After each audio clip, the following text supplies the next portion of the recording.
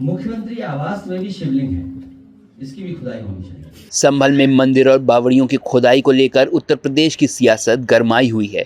जब से मुख्यमंत्री योगी आदित्यनाथ ने सदन में ये कहा है कि कलयुग में भगवान का जन्म संभल में ही होगा, तब से योगी के अधिकारी तो पूरी तत्परता के साथ जुट गए हैं कि कैसे भी हो कुछ भी करके बाबा जी के इसी कार्यकाल में भगवान का जन्म कराना है। उसके लिए भले ही संभल की एक एक गली को ही क्यों ना खोदना पड़ जाए। बस फिर क्या था, दुनिया भर के कामकाज को छोड़कर जिले के सारे साहब अपने बड़े साहब को खुश करने के लिए फावड़ा खुरपा लेकर जुट गए और खुदाई करने लगे। और जिस स्तर पर साहब लोग जुटे हुए हैं, उससे लग भी यही रहा है कि इसी कार्यकाल में भगवान का अवतार संभव है।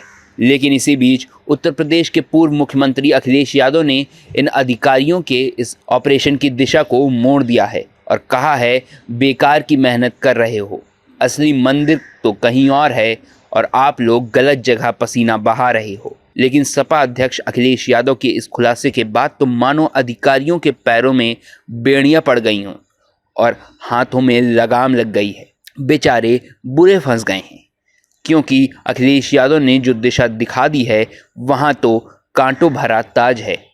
सपा मुखिया अखिलेश यादव ने बड़ा दावा कर दिया है और ये दावा हल्का फुल्का नहीं बल्कि मुख्यमंत्री योगी आदित्यनाथ के आवास को लेकर किया गया है। समाजवादी पार्टी के अध्यक्ष अखिलेश यादव ने कहा कि लखनऊ में मुख्यमंत्री योगी आदित्यनाथ जिस मुख्यमंत्री आवास में रहते हैं उसके नीचे भी एक शिवलिंग है। इस पर उनकी मांग है कि इसकी भी खुदाई की जाए। उन्होंने कहा कि लखनऊ में 5 कालिदास मार्ग स्थित मुख्यमंत्री आवास के नीचे शिवलिंग है। यही नहीं, उन्होंने पूरे यकीन के साथ दावा करते हुए कहा कि मीडिया आगे आगे चले और मैं पीछे पीछे रहूंगा, क्योंकि फिर उसके बाद मैं मीडिया को तब तक पीछे नहीं आने दूंगा जब तक शिवलिंग निकल नहीं जाता।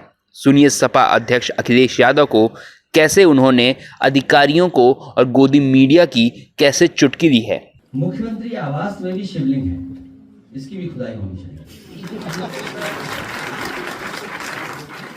सच में हमारा मानना है, हमारा भरोसा है कि वहां पर एक शिवलिंग है, उसकी खुदाई के लिए हम सब लोगों को तैयारी करनी चाहिए। और मैं तो अपने पत्रकार साथियों से कहूंगा कि आप लोग आगे आगे चलो, हम आगे पीछे पीछे चलेंगे, क्योंकि आपको लौटने नहीं दूंगा मैं पीछे। इसके बाद सपा अध्यक्ष अखिलेश यादव ने कहा कि सरकार जानबूझकर लोगों का जरूरी मुद्दों से ध्यान भटकाने के लिए नए नए तरीके अपना रही है। अखिलेश यादव के इस दावे के बाद राजनीतिक हलकों में कई तरह के कयास लगाए जा रहे हैं। बता दें कि अखिलेश इसके पहले भी संभल में हो रही खुदाई को लेकर कई बार सवाल उठा चुके हैं। संभल में जामा मस्जिद के सर्वे के दौरान हुई हिंसा के बाद प्रशासन मुस्लिम इलाकों में लगातार बिजली चोरी और मंदिर के जीर्णोद्धार का काम करवा रहा है। यहाँ कई पुराने कुएं को फिर से खोला जा रहा है, साथ ही जमीन के अंदर गिरी बावड़ियों पर भी खुदाई हो रही है। इस संदर्भ में अखिलेश यादव की सीएम आवास की खुदाई की मांग को लेकर कई राजनीतिक विश्लेषण सियासी कनेक्शन देख रहे हैं। जो सबसे बड़ी लाइफलाइन या यूरोप की या जर्मनी की मानी जाती है और बहुत हिस्टोरिकल रोड है वॉटरमान, उससे मैं खुद चल करके फ्रैंकफर्ट से हैनोवर पहुंचा था। उसी समय मन बनाया था कि अगर सड़क यहां पर इतनी अच्छी बन सकती है तो कम से कम इसके बराबर भी उत्तर प्रदेश में हम लोग सड़कें बनाने का काम करेंगे। और यहाँ पर जितने हमारे पत्रकार साथी बैठे हैं या जो हमारे समाजवादी साथी मुझे हॉल में दिखाई दे रहे हैं, इन सब ने महसूस किया होगा कि जब वो आगरा लखनऊ में चलते हैं तो इनको दुनिया की बेहतरीन सड़कों में वो सड़क दिखाई देती है और देश की सबसे बेहतरीन सड़क आज भी है। और जिस समय उद्घाटन हुआ था, नेताजी का जन्मदिन था, हम लोगों ने सबने मिलकर के उस उद्घाटन कार्यक्रम को सफल ही नहीं बनाया था, बल्कि देश के सबसे बेहतरीन हवाई जहाज जो थे सुखोई और मिराज, उनका टचडाउन उस हाईवे पे कराया था। वो समाजवादियों की सड़क थी और समाजवादियों ने ऐसी डिजाइन सड़क की कि बाद में जो प्रधानमंत्री जी जिस सड़क पर उतरे थे वो भी समाजवादियों की डिजाइन की हुई सड़क थी। अखिलेश यादव ने हाल ही में प्रयागराज में लगने वाले महाकुंभ मेले की तैयारियों को लेकर भी सरकार पर सवाल उठाए हैं। उन्होंने कुंभ मेले में हो रही अव्यवस्था पर नाराजगी जताई और कहा कि अगर उनके कार्यकर्ताओं पर मुकदमे लगाए गए तो वे इस पूरे अव्यवस्था का पर्दाफाश करेंगे। अखिलेश ने सीएम योगी की ओर से भाजपा अध्यक्ष जेपी नड्डा और गृह मंत्री अमित शाह को कुंभ मेले में न्योता देने पर भी सवाल उठाया है। उन्होंने कहा कि कुंभ में किसी को निमंत्रण नहीं दिया जाता, लोग अपनी आस्था से आते हैं। इस सरकार का तरीका अलग है कि देश का सबसे बेहतरीन म्यूजियम